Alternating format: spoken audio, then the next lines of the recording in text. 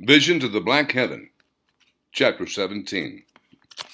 Duke and Thor heard a different sound outside and agreed to scout around the cabin. Melody was looking at one of Grandpa's books, seeing a picture Grandpa had sketched a page on it. It was a window with an image in it. Grandpa had written about the reflections in the clear glass window at sunset and how he could put stained glass in the windows to get rid of the reflections. When she read that, she looked at the windows. They were excellent, such unique designs. She went to one of the medallions and compared the sketching to the pictures on the face of the medallion. She thought to herself, "There is a striking resemblance to the face with long hair and double teeth in the medallion and this sketching." Yet she kept this information to herself. Melody watched Lynette dipping a straw into the clear glass of water and watching the water bend the straw. She was in deep thought as she spoke softly. Science is a funny thing. Science is observation, and observation is defined in mathematics. Einstein says, "How is it possible that mathematics, a product of human thought that is dependent on experience, fits so excellently the objects of physical reality? Mathematical calculations are so elegant and precise. It is like God uses mathematical problems to give us answers.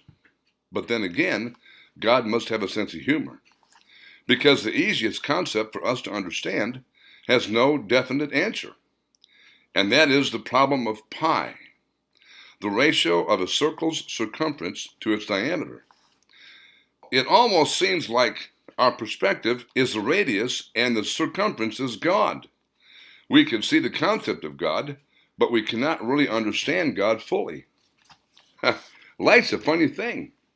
According to the quantum theory proposed by Planck, light consists of waves and beams of photons. Photons have zero mass when at rest. That is, the mass of a photon has zero weight. However, photons are never at rest, they move. There is mass through movement. This is the basis of the theory of relativity. So the question here is, if photons of light are energy, and energy has mass, and mass in movement creates inertia, then what happens to inertia when the light is reflected? Is the speed of light altered as it changes directions? It just makes sense that the speed of light either stops or is altered. Now let's consider something else. Everything is based on the speed of energy, from the molecules in our body to the atoms in the chairs we are sitting on. The chairs we are sitting on are 99.9% space.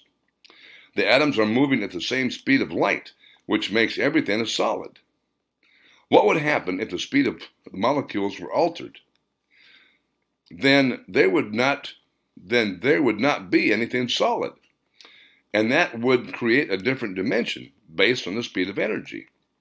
When we look at the light reflecting in a mirror, the light has been altered by an estimated trillionth of a second, which is too little to detect. However, what would happen if we could put a trillion trillionths together and create a second? And then if we could create a minute, and then create an hour, what would happen if we could literally alter the speed of energy, and would we create a portal to a different dimension? What would we find? What would the dimension look like? Could ancient history give us any hint?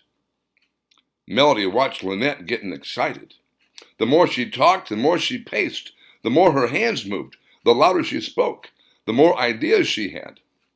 Melody sort of understood what she was talking about, but really did not comprehend it.